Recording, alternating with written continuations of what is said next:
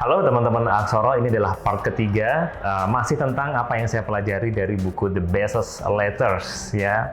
14 prinsip untuk membesarkan bisnismu seperti Amazon. Ini ditulis oleh Steve Anderson. Nah, seperti yang saya sampaikan di video part pertama gitu ya, saya menyampaikan ada 4 video atau 4 insight yang saya share, karena itu sesuai dengan siklus pertumbuhan yang dibagi oleh Steve Anderson ini. Jadi ada test, build, accelerate, sama growth. Di video part 1 sama kedua saya sudah share satu prinsip yang sesuai dengan tahapan test, dengan tahapan yang build. Nah, di video yang ketiga ini saya akan sharing prinsip yang sesuai dengan tahapan accelerate. Jadi buat Anda yang bisnisnya ngerasa sudah besar, bukan sudah besar ya, sudah benar, sudah arahnya udah benar, terus kok pengen dicepetin lagi, pengen digas, ibaratnya relnya udah ketemu nih, tinggal digas, dicepetin. Nah, prinsip ini akan cocok. Atau buat Anda yang sudah besar, merasa sudah besar, ibaratnya bisnis sudah gede, karyawannya udah banyak, tadinya keputusannya cuma single fighter, Anda seorang gitu ya, sekarang sudah mulai untuk membuat keputusan tuh jadi kayak perlu banyak rapat. Nah, video ini akan cocok untuk Anda. Jadi, ada satu prinsip yang menarik adalah ciptakan kondisi membuat keputusan yang cepat atau high velocity decision making gitu ya. Jadi membuat keputusan dengan cepat gitu. Nah, ini berdasar surat Jeff Bezos pada tahun 2015.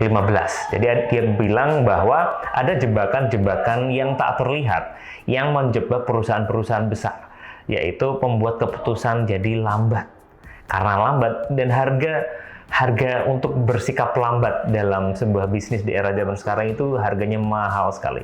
Bahkan bisa dibayar dengan kebangkrutan. Jadi Jeff Bezos nggak pengen perusahaannya meskipun sudah besar jadi lambat. Jadi dia pengen tetap cepat. Nah, dia menjelaskan ke stakeholders-nya bahwa ada 2 jenis keputusan di dunia ini, apalagi di dalam Amazon gitu ya. Yang pertama adalah tipe 1 dan tipe 2. Tipe 1 ini analoginya adalah keputusan-keputusan tentang hal-hal yang udah nggak mungkin diralat lagi, ya, yang kayak susah untuk dibalikin. Misalnya mengganti jenis bisnis susah, intinya kayak, atau milih jodoh gitu ya, misalnya contohnya itu kayak milih jodoh itu kan kayak kita putuskan ya nggak tiba-tiba bisa ganti gitu kan. Jadi ada hal-hal yang begitu diputuskan itu susah untuk diralat. Itu adalah keputusan-keputusan tipe 1. Tapi di sisi lain ada keputusan-keputusan tipe 2, yaitu keputusan-keputusan yang kalaupun kita salah memutuskannya itu masih bisa kita ralat. Risikonya nggak terlalu besar. Dan menurut Jeff Bezos kebanyakan di dunia ini ya, di dalam bisnis tuh ya yang tipe yang kedua ini gitu. Nah, yang jadi masalah adalah perusahaan-perusahaan itu begitu mulai besar, itu dia menggunakan pola berpikir tipe 1 yang harus hati-hati untuk membuat keputusan-keputusan atas masalah-masalah yang sebenarnya tipe 2 gitu. Jadi Jeff Bezos berpesan bahwa jangan memakai cara berpikir yang sama untuk semua masalah. Gunakan cara berpikir yang tepat. Maksud saya gini, contohnya adalah misalnya kita untuk membuat keputusan itu butuh rapat, butuh konsultasi ke mentor, mungkin butuh mendatangkan penasihat spiritual gitu ya. Mungkin juga harus sholat istikharah mungkin kalau Anda muslim gitu ya. Nah, yang perlu disadari adalah tidak semua keputusan itu harus di sholat istikharohi gitu kan. Kadang kayak ya udah kita hajar aja gitu. Jadi tips pertama dari Jeff Bezos adalah sadari bahwa tidak semua keputusan ini harus dipikirkan matang-matang gitu. Dan jangan memakai topi berpikir yang sama untuk semua jenis masalah. Semua jenis masalah, beda jenis masalahnya, beda topi berpikirnya, beda strategi berpikirnya. Itu yang pertama. Yang kedua, yang perlu disadari adalah bahwa most decisions should probably be made with somewhere around 70% of information you wish you had. Jadi banyak keputusan dalam bisnis itu cukup diputuskan dengan informasi yang cuma 70%.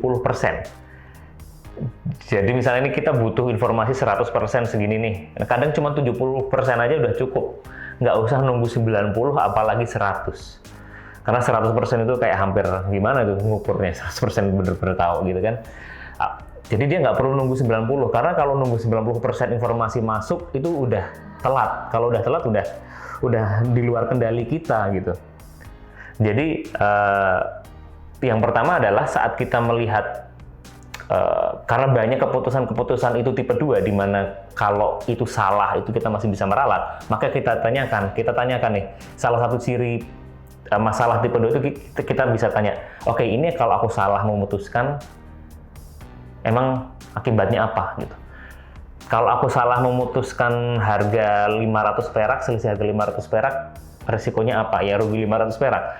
Kalau aku salah misalnya memilih lokasi usaha, resikonya apa? Resikonya duitku udah habis buat bayar sewa, nggak bisa tiba-tiba langsung pindah. Nah itu berarti keputusan tipe 1. Kebayang ya? Jadi ukur resikonya adalah dengan itu tadi. Kita tanya, kira-kira kalau aku salah memutuskan, konsekuensinya apa?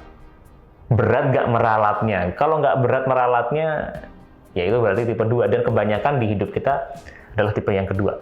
Terus yang kedua adalah, yang perlu disadarin adalah, kadang kita itu nggak butuh informasi yang cukup.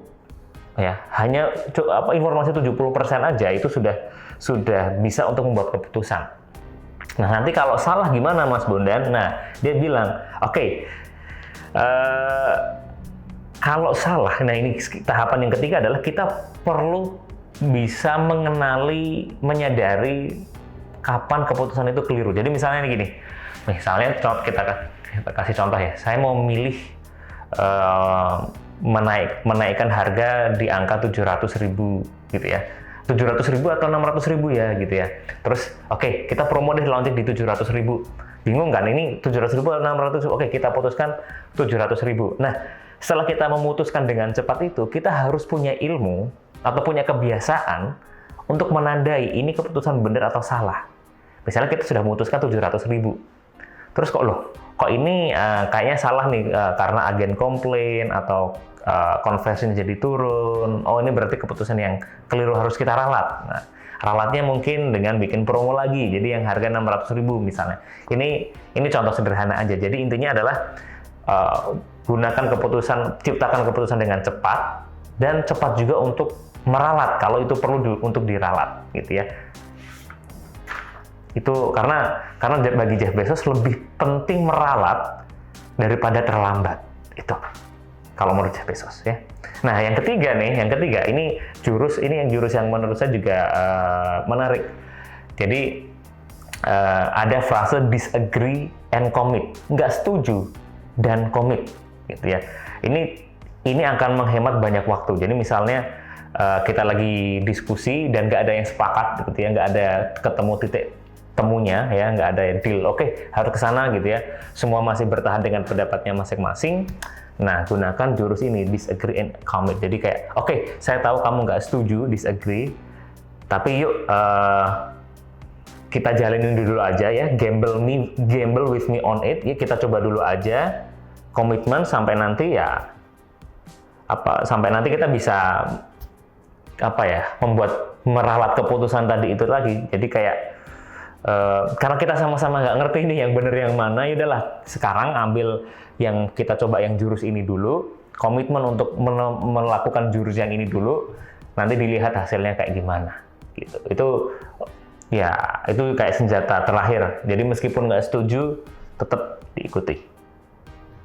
Nah, Jeff Bezos ini, Amazon ini kan perusahaannya sudah ratusan ribu karyawan, ya kan, ratusan ribu, 600.000 lebih. Kenapa dia bisa tetap lincah? Ya salah satunya adalah semua karyawan-karyawannya itu diulang-ulang ya, dikasih tahu bahwa dalam banyak hal keputusan itu keputusan tipe 2, tipe yang kayak keputusan-keputusan yang kalaupun salah masih oke untuk diralat. Ingat ya, dalam banyak hal lebih bagus meralat daripada terlambat. Karena kalau sudah terlambat, apa yang mau diralat?